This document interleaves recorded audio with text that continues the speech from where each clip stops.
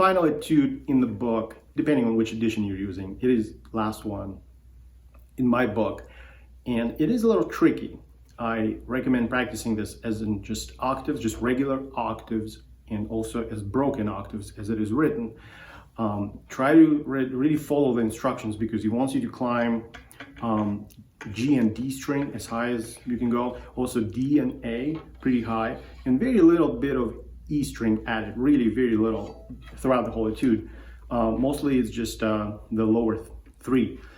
So separate this into sections, do the best you can, and remember the violin has to sit very, very firmly here under your chin.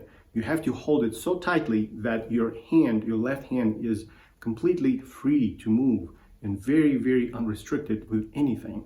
So just that's really, really important. Remember, if it's not free, you will be getting tired and frustrated, and this will never sound right. So that's, I hope this little bit of advice helps. If you need any lesson or consultation for this particular etude, let me know. I'll be happy to help.